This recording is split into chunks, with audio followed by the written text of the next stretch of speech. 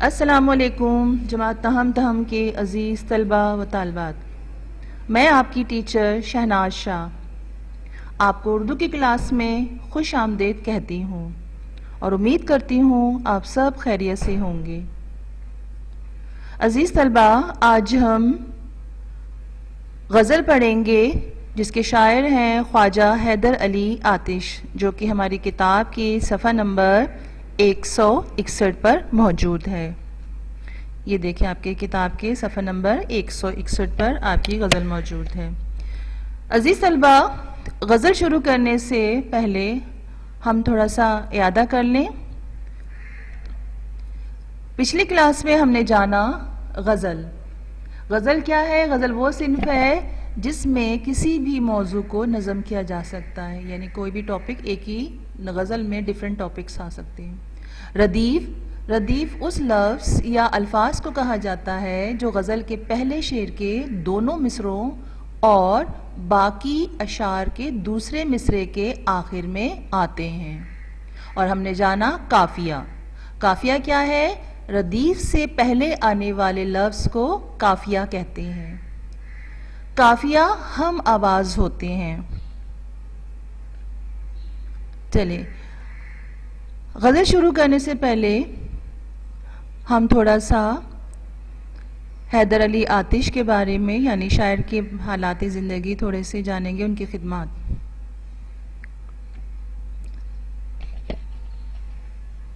خواجہ حیدر علی آتش کا نام خواجہ حیدر علی اور آتش آپ کا تخلص تھا۔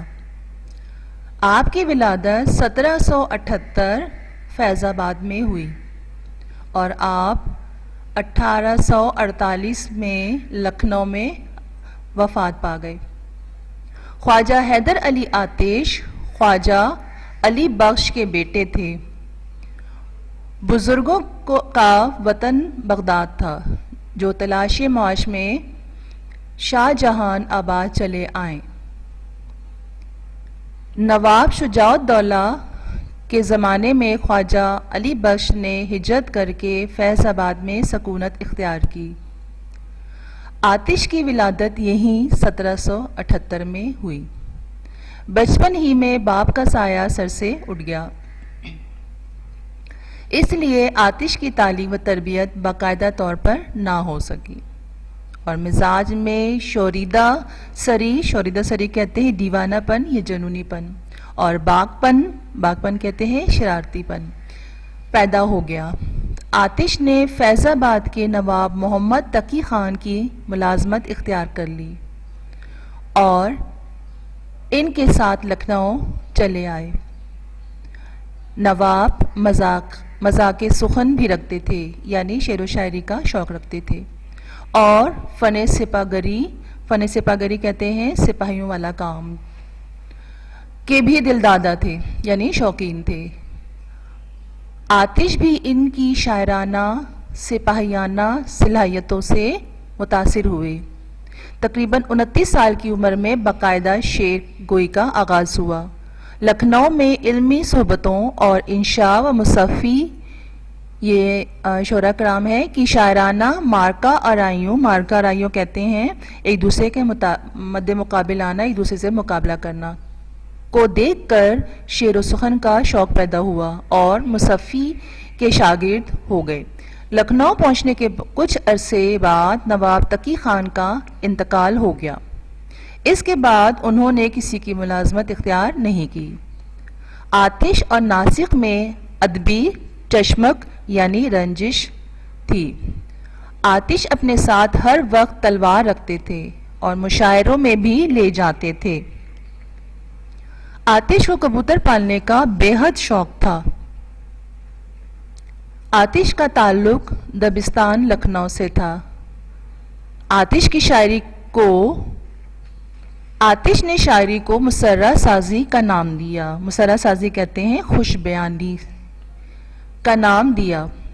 آتش نے نہایت سادہ زندگی بسر کی، کسی دربار سے تعلق پیدا نہ کیا اور نہ ہی کسی کی مدح کہتے تعریف میں کوئی قصیدہ کہا۔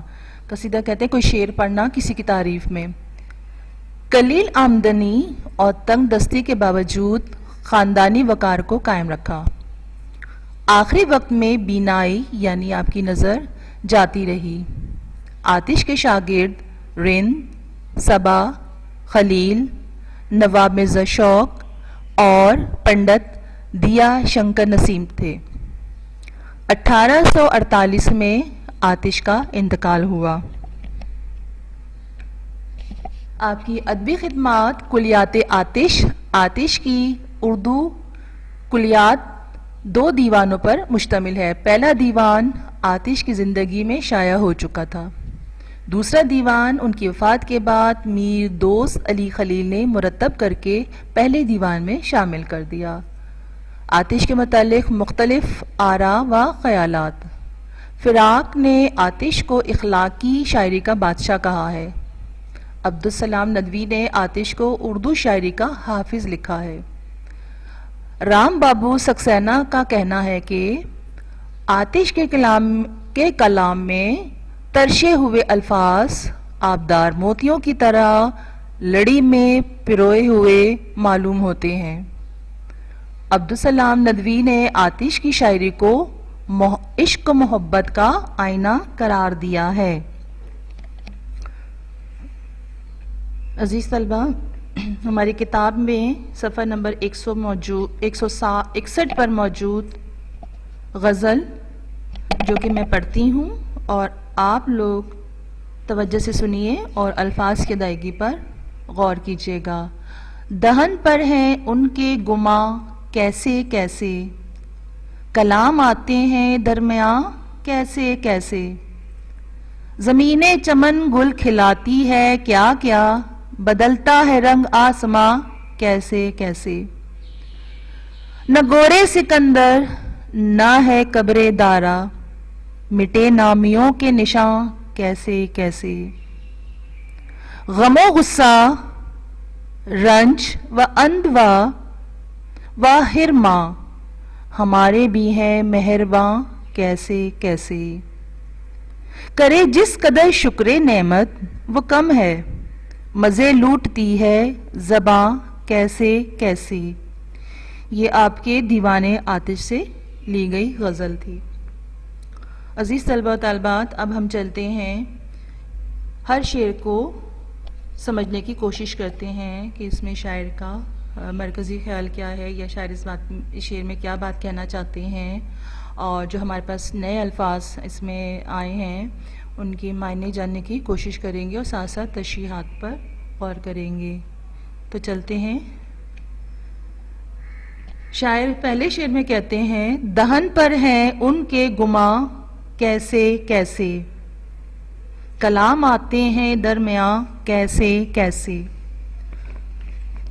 عزیز طلبہ، اس میں دیکھیں لفظ آیا ہے دہن. دہن سے مراد منہ یا لب ہے، اور اگلا لفظ دیکھیے گماں. گماں سے مراد شک، کلام، خیال. اب ہم دیکھیں گے شاعر اس شعر میں کیا بات کہنا چاہ رہے ہیں، یعنی اس کا مرکزی خیال کیا ہے. غزل کے اس مطلع میں شاعر انسانی فطرت کا بتا رہے ہیں کہ کس طرح منافقت سے انسان کام لیتا ہے. اس کی تشریح کی طرف چلیں. آتش صاحب اس شعر میں فرماتے ہیں کہ انسان کی فطرت ہے کہ اپنے دل و دماغ میں کچھ نہ کچھ سوچتا رہتا ہے اور اس کے دماغ میں خیالات چلتے رہتے ہیں. اس طرح وہ خیالات اور سوچوں کا ایک جال بن لیتا ہے اور خیالات اپنے دماغ میں پالتا رہتا ہے اور ان کو بناتا اور سنوارتا رہتا ہے، اور اس طرح وہ ان کو آگے پیش کرتا ہے، اور اس کے دماغ میں مختلف شکوک و شبہات آتے ہیں. بجائے اس کے کہ وہ کیا کرنا چاہیے اسے کہ بات کو وہ کلیئر کر لے، یعنی اس کی تہہ تک پہنچے، اس بات کو اس کا مطلب کیا ہے اس کو سامنے لے کر آئے، غلط فہمیاں دور کرے. تو وہ کیا کرتا ہے؟ شکوک و شبہات کو پالتا رہتا ہے اور غلط فہمیاں اس کے دماغ میں جنم لیتی رہتی ہیں اور بڑھتی رہتی ہیں، جو کہ ہمارے لیے بعد میں پریشانی کا باعث بنتے ہیں. انسان سے کیا ہوتا ہے، جب شکوک و شبہات دماغ میں آتے ہیں، اس طرح کے خیالات چلتے ہیں، تو انسان کیا ہوتا ہے، پریشان رہتا ہے، انسان کو سکون نہیں آتا، کسی کام میں وہ جو ہے وہ صحیح سے توجہ نہیں دے پاتا کسی کام میں. اور اکثر اوقات کیا ہوتی ہے، یہ بات ہمارے منہ پر آ ہی جاتی ہے اور لبوں پر پہنچ جاتی ہے، اور ہم اس کو جب بیان کرتے ہیں تو اکثر اوقات کیا ہوتا ہے، وہ بات بگڑ جاتی ہے. لہٰذا ہمیں کیا کرنا چاہیے، بجائے اس کے شبہات پالیں دماغ میں، غلط باتیں ہم اپنے سوچ کو اپنے دماغ میں جگہ دیں، یا جو ہے بات کو پھر آگے چکنی چپڑی باتیں جو ہے بنا کے، یا اس پہ مکھن لگا کے، یا بات کو بنا کے اس میں کچھ بات اور جو ہے شامل کر کے، کچھ کم کر کے باتیں شامل کر کے جو ہے آگے پیش کریں، یا جو ہے اس جو ہمارے لیے بعد میں پریشانی کا باعث ہو. تو ہمیں کیا چاہیے، ہمیں چاہیے کہ ہم جو ہیں جو ہمارے دل میں ہے یا جو ہمارے دماغ پہ چل رہا ہے، وہ بات کو واضح طور پر پیش کریں اور بیان کریں اس کو، اور بات کو جو ہے اچھی طرح کلیئر کر لیں، تاکہ ہمارے دل و دماغ میں شکوک و شبہات نہ رہیں اور ہم بھی پرسکون رہیں اور ہمارے لیے پریشانی کا باعث نہ ہو، اور ہم پریشانیوں سے بچ سکیں. تو عزیز طلبہ، چلتے ہیں اگلے شعر کی طرف. اگلا شعر ہمارا ہے، زمین چمن گل کھلاتی ہے کیا کیا، بدلتا ہے رنگ آسماں کیسے کیسے. اس میں دیکھیں، زمین چمن سے مراد باغ کی زمین. یہاں زمین چمن سے مراد جو ہے دنیا کو باغ کہا ہے، خوبصورت باغ سے تشبیہ دی ہے، یعنی اس دنیا کی زمین. گل پھول، بدلتا تبدیل ہونا. اس میں شاعر حیدر علی آتش قانون فطرت بیان کر رہے ہیں کہ انسان اس دنیا میں آتا ہے تو یہاں اسے مختلف حالات کا سامنا کرنا پڑتا ہے. کبھی حالات اچھے ہوتے ہیں تو کبھی اچھے نہیں ہوتے ہیں، لیکن ہمیں یہ بھی دیکھنا چاہیے کہ یہ اتنی خوبصورت دنیا جو ہے، یہ اللہ تعالیٰ نے یہ بھی ہمارے لیے ہی بنائی ہے. حالات بھی ہمارے اللہ تعالیٰ ہی کی طرف سے ہم پر آتے ہیں، اور دنیا کیا ہے، یہ ایک آزمائش گاہ ہے جس میں ہمیں کبھی حالات اچھے ہوں گے اور کبھی اچھے نہیں ہوں گے، ہمیں آزمائش کا سامنا کرنا پڑتا ہے. تو یہ سب کیا ہے، یہ سب اللہ تعالیٰ ہی کی طرف سے ہیں. دیکھیں نا، یہ دنیا کتنی خوبصورت ہے، اس میں خوبصورت چیزیں ہیں، تو یہ سب اللہ تعالیٰ نے انسان کے لیے تخلیق کی ہیں. اس میں مختلف لوگ بنائے ہیں، اور جو کہ مختلف حالات سے دوچار ہوتا ہے انسان. اور اسی طرح دنیا کا کاروبار، یعنی کاروبار زندگی چلتا رہتا ہے. اللہ تعالیٰ کی طرف سے پریشانیاں آتی ہیں اور پریشانیاں دور بھی ہو جاتی ہیں. ٹھیک ہے، یہ سب اللہ تعالیٰ کی طرف سے آزمائش ہے، اور انسان اپنی زندگی اسی طرح آزمائشوں میں گزارتا ہے. لیکن ہمیں یہ بات یاد رکھنی چاہیے کہ یہ سب اللہ تعالیٰ ہی کی طرف سے ہے. ٹھیک ہے، یہ آزمائشیں جو ہیں یہ سب اللہ تعالیٰ کی طرف سے ہیں، اللہ تعالیٰ ہی ان کو دور کرنے والا ہے. ہمیں کیا، ہمیں صرف ہمیشہ ہمت سے کام لینا چاہیے، بس اللہ تعالیٰ پر بھروسہ کرنا چاہیے کہ یہ سب اللہ ہی کی طرف سے ہے اور اللہ ہی اس کو دور کرنے والا ہے. ٹھیک ہے، دیکھیں نا، اکثر کیا ہوتا ہے، ہم نے دیکھا کہ بادشاہ ہوتا ہے، کتنے کیسے دیکھیں آج کل حال آپ اپنے دور میں ہی دیکھ لیں، کیسے وزیر اعظم آتے ہیں، ٹھیک ہے، سربراہ آتے ہیں، اور کل کو وہ سربراہ نہیں ہوتے ہیں. تو کبھی انسان بادشاہ ہوتا ہے تو کبھی اللہ چاہے تو اس کو فقیر بنا دے، اللہ چاہے فقیر کو تخت پہ بٹھا دے، سونے کو مٹی بنا دے. ٹھیک ہے، تو یہ سب کیا ہے، مٹی کو سونا بنا دے، بندے کو فرش سے عرش پہ بٹھا دے. تو اس کو شاعر نے تشبیہ دی ہے یا مراد کی کہا ہے یہاں پہ سے کہ آسماں کے رنگ بدلنے کو کہا ہے کہ آسماں رنگ بدلتا ہے، آسماں کیسے کیسے. تو اصل میں آسمان رنگ نہیں بدلتا. تو یہاں پر شاعر نے ایک مثال دی ہے یا اس کو سے مراد لیا ہے کہ جیسے آسمان رنگ بدلتا ہے. اس سے اصل میں مراد کیا ہے آسمان رنگ بدلنے سے، کہ زمانے کی گردش ہے کہ کیسے کیسے رنگ بدلتے ہیں، یعنی کبھی حالات اچھے ہوتے ہیں، کبھی آزمائشیں آتی ہیں. ٹھیک ہے، تو اس کو کہا ہے. اور اس بات کو کہ جس میں حقیقت نہ ہو مراد لی جائے، جیسے آسمان تو رنگ نہیں بدلتا نا، تو یہاں پہ شاعر نے مراد لی ہے حالات سے، تو شاعری میں اسے ہم کیا کہتے ہیں؟ کنایا، ٹھیک ہے؟ تو شاعری میں ہم اسے کہتے ہیں کنایا، جس سے مراد زمانے کی گردش ہے۔ جب اللہ تعالیٰ کا حکم ہو تو ہر کام اللہ تعالیٰ کے حکم سے ہوتی ہے، ہر چیز اس کے حکم کے پیروی کر رہی ہے، اس کے حکم کے تابع ہے، بس ہمیں اللہ پر بھروسہ رکھنا چاہیے۔ اگلا شعر دیکھیں، نہ گورے سکندر نہ قبر دارا، مٹے نامیوں کے نشاں کیسے کیسے۔ بچوں یہاں گورے سکندر سے مراد سکندر اعظم کی قبر، گور کہتے ہیں قبر کو، قبر دارا، دارا جو ہے وہ ایران کے مشہور شہنشاہ تھے، مٹے ختم ہوئے، نامیوں نام والے، نامور مشہور۔ اس کی مرکزی خیال اور تشریح کی طرف چلتے ہیں۔ حیدر علی آتش اس شعر میں بیان کر رہے ہیں، اصل میں ان کے کہنے کا مقصد کیا ہے کہ یہ دنیا فانی ہے اور سب کچھ ختم ہو جائے گا، بڑی بڑی ہستیاں اس دنیا میں آتی ہیں، شہنشاہ آتے ہیں، شہنشاہ اعظم آئے چلے گئے، اور اس کے علاوہ سکندر اعظم جنہوں نے بہت چھوٹی عمر میں ہی بہت آدھی دنیا پر انہوں نے حکومت کی تھی۔ اسی طرح ایران کے مشہور بادشاہ دارا تھے جو کہ بہت ہی بہادر تھے، جنہوں نے کئی فتوحات کی اور بہت سی ان کی فتوحات ہیں۔ یہ سب کیا ہے؟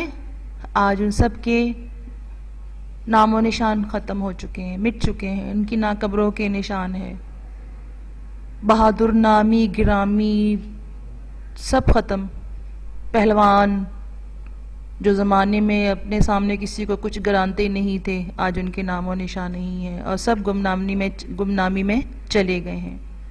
تو لہٰذا بچوں ہمیں چاہیے کہ ہم اپنے اعمال کو درست رکھیں، ٹھیک ہے، اللہ کی رضا میں راضی رہیں، اپنے اعمال اچھے رکھیں، نیک راستے پر چلتے رہیں، اور یہی ہمارے کام آتے ہیں۔ اور اس دنیا میں یاد رکھیں کہ ہمارے اعمال ہی باقی رہتے ہیں اور ہم سب چلے جاتے ہیں۔ دیکھیں کتنی بڑی بڑی ہستیاں ہیں جن کو ہم جانتے ہیں، ان کے نام کو جانتے ہیں، حالانکہ ہمارے کچھ بھی نہیں لگتے، لیکن ان کے نام کو ہم جانتے ہیں، اور وہ کیوں جانتے ہیں؟ ان کے کارناموں کی وجہ سے، ان کے کاموں کی وجہ سے۔ چلیں شعر نمبر اگلے کی طرف، چوتھے کی طرف۔ غم و غصہ و رنج و انودا و ہرما، ہمارے بھی ہیں مہرباں کیسے کیسے۔ دیکھیں بچوں یہاں غم و غصہ سے مراد کیا ہے؟ غم سے مراد دکھ ہے، اور غصہ سے مراد طیش میں آنا، ناراض ہو جانا، آپے سے باہر ہو جانا، ٹھیک ہے، اور رنج کہتے ہیں دکھ کو، انوا بھی دکھ کو ہی کہتے ہیں، رنج کو، اور ہرما نا امید ہو جانا۔ اس شعر میں شاعر کہتے ہیں کہ ہمیں ہر حالات میں غم و غصے سے کام نہیں لینا چاہیے، حالات جیسے بھی ہوں، ہمیں اپنے غصے کو قابو میں رکھنا چاہیے، اپنے نفس کو قابو میں رکھنا چاہیے۔ اور نفس کیا چیز ہے؟ نفس اللہ تعالیٰ کی طرف سے انسان کے اندر رکھی ہوئی جان یا روح کو کہا جاتا ہے، اور اس کا کام ہوتا ہے اصلیت یا حقیقت کو جاننا،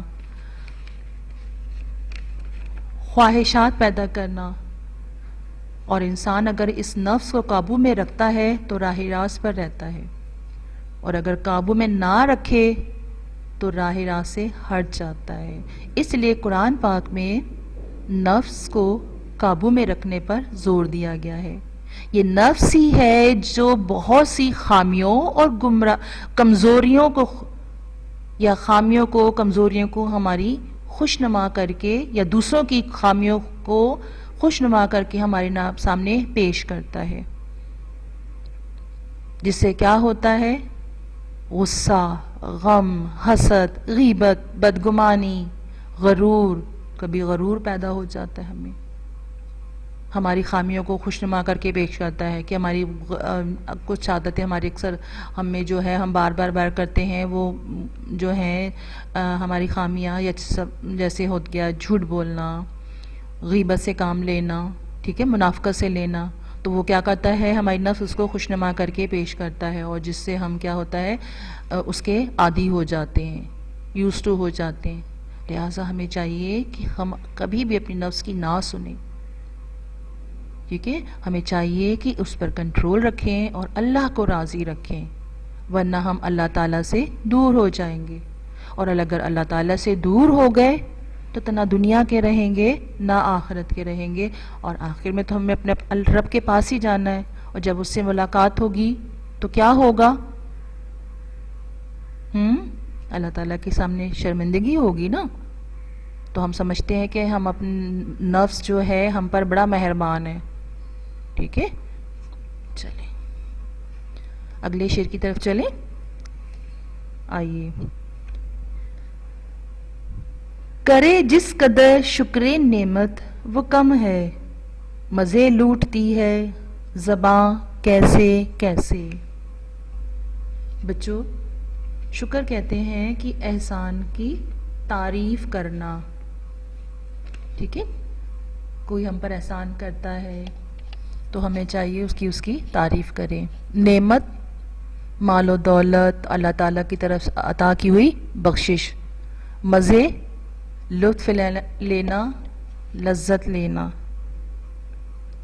چلیں دیکھیں اس شعر میں، اصل میں یہ شعر جو ہے عشق حقیقی کی ترجمانی کر رہا ہے۔ آپ کو معلوم ہے نا عشق دو طرح کے ہوتے ہیں، ایک عشق حقیقی اور ایک عشق مجازی، ٹھیک ہے، اور عشق حقیقی کیا ہے؟ اپنے رب سے محبت کرنا، عشق کرنا، اور دوسرا عشق کیا ہے؟ اللہ کے بندوں سے محبت کرنا۔ تو یہ شعر جو ہے اصل میں عشق حقیقی کی ترجمانی کر رہا ہے، یہاں پہ تصوف کا رنگ پیش کیا جا رہا ہے۔ خواجہ حیدر علی آتش کا یہ شعر تصوف کا رنگ لیے ہوئے ہیں۔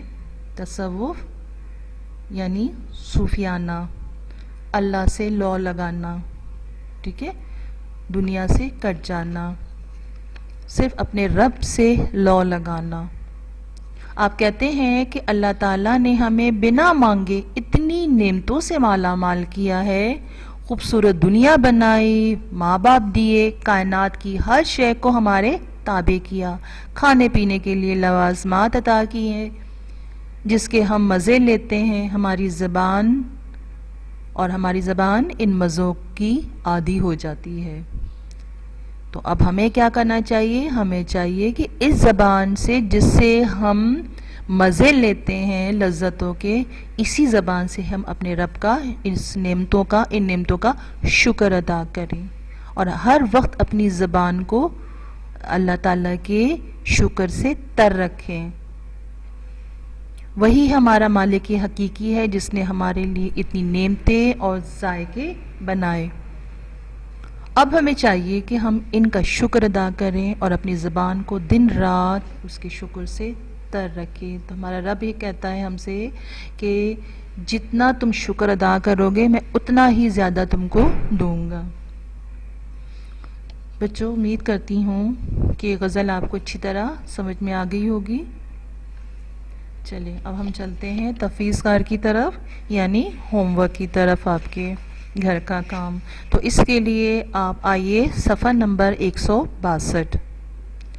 اس میں دیکھیں آپ کے پاس سوال نمبر 1 ہے، جس میں آپ نے سوالات کے جوابات دینے ہیں۔ الف سے لے کر ہاں تک آپ کے پاس سوالات دیے ہوئے ہیں، ٹھیک ہے، آپ نے ان کو بہت ہی مختصر سوالات ہیں اور بہت ہی آسان ہیں، آپ لوگ کر سکتے ہیں۔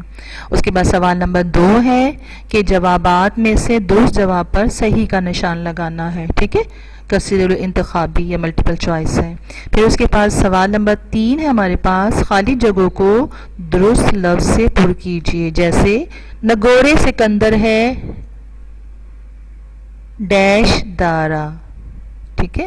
اسی طرح ہمارے پاس کچھ مصرے دیے ہوئے ہیں نامکمل، ان کو کمپلیٹ کرنا ہے، مکمل کرنا ہے۔ اور سوال نمبر 4 ہے درج ذیل الفاظ کے معنی لکھیں، جو کہ آپ کو ان سلائڈس میں آپ کو جن کے معنی مل جائیں گے۔ عزیز طلبہ و طالبات، اپنا خیال رکھیں، اپنے گھر والوں کا خیال رکھیں، گھر میں رہیں، محفوظ رہیں۔ اللہ حافظ۔